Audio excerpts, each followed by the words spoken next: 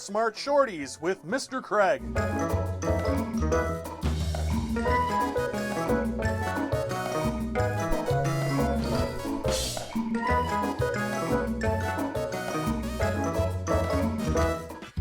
Hey guys and gals, Mr. Craig here, and I'm not here for my typical 25-minute long rambling. I'm here for a Art Smart Shorty with Mr. Craig. Get Art Smart with Mr. Craig.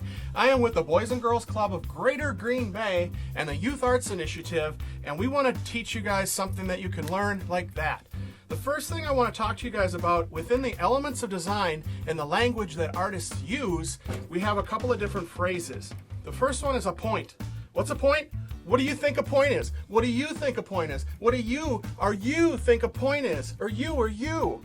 A point is just a dot. Bing! Just a little dot. Bing! And if we take that little dot and we stretch it out, all of a sudden it becomes a line, which is another one of our words that we use. In fact, line is an element of design.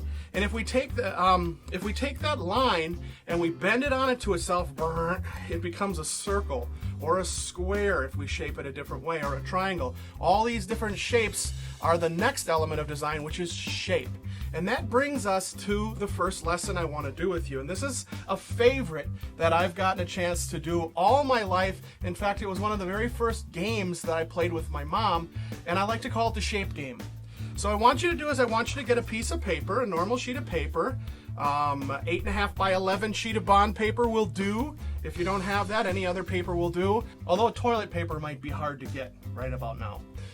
Here we go. We're going to take this, we're going to fold it hamburger style. Now that's a thing that I learned from kids a long time ago. This is hamburger style, and this is hot dog style, where you fold it this long, thin way because of the bun size. The bun for a hot dog is like that. The bun for a hamburger is like that. Crazy, but it makes sense. So we're going to fold it hamburger style, so we have two windows and we can play the game twice. Okay, so we're going to flatten it out just like so, and now we have two different windows for us to work with. So take a look. We're going to now use our imagination and grab a grape out of the air. If you must, you can eat it right now. I'm not really a big fan of grapes. I like grape juice a little bit more. So I'm going to grab another grape, I'm going to put it on my paper, and now I'm going to smoosh it. I smooshed my grape on my paper, and I'm going to kind of imagine now the shape that smooshed grape would make, and I'm going to kind of make it on the shape, and right now it's just kind of a blob, a big old blob, okay? So next what we're going to do is we're going to study that shape. And this is something that artists should always remember to do, is to take that few extra seconds to really look at something. Don't always act on your first impulse. If you do that, you're going to possibly be using some of the same creativity that everybody else would be using in your classroom. I want you guys to be thinking about what only you can come up with. What is your creative solution to some of these things? Because now we're going to take that shape and we're going to turn it into something. When I look at it this way, I see kind of a rooster, where maybe this is his beak coming out and this is his comb up here.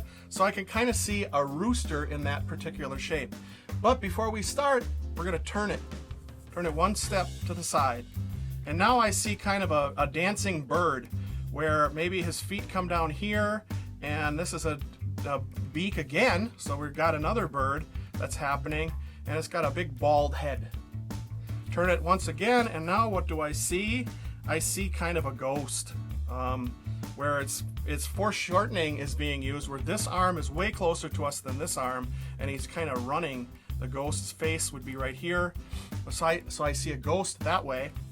And when I turn it this way, what do I see? I see a dog's head up in here, but I don't know what this shape is. So the dog's, maybe that's his paw, and he's jumping up, and his tail would come down here in some of this negative space.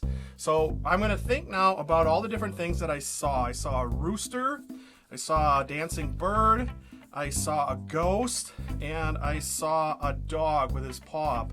And I think probably the most creative one out of all four of those is maybe my last one, the dog jumping up onto a table or something. So I'm going to look here, and I'm going to make the dog's nose up in here, and I'm drawing this really dark just because of the sake of the exercise. So otherwise you guys would probably take your time and draw lightly so that if you mess up, you can clean it up and erase.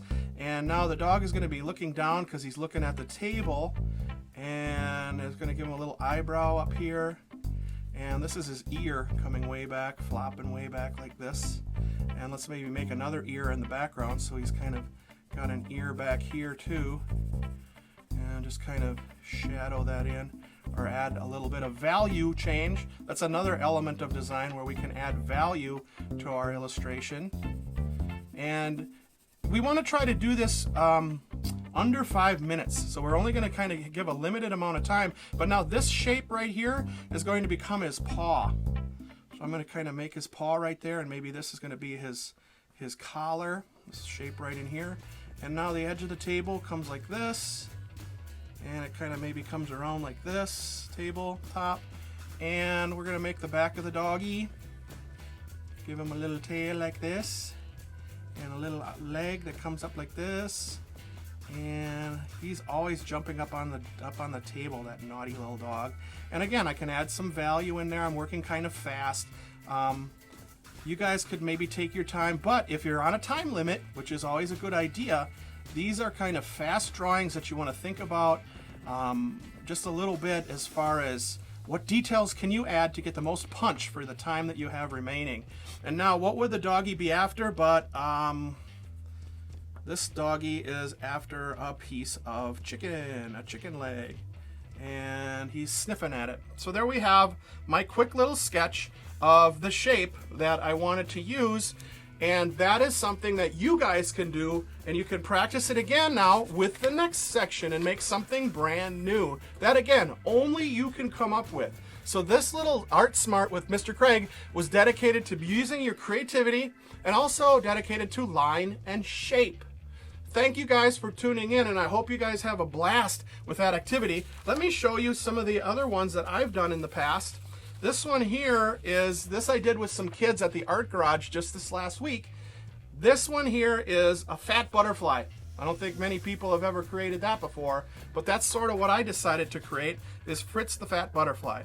And then with another shape, and sometimes your shapes, maybe you're not going to use all organic rounded shapes like smooshing a grape. Maybe there's going to be some straight lines in there too, like this one here, and this is Hammerface. He's a superhero that I created using this shape right here. And that, I think, turned out really, really nice.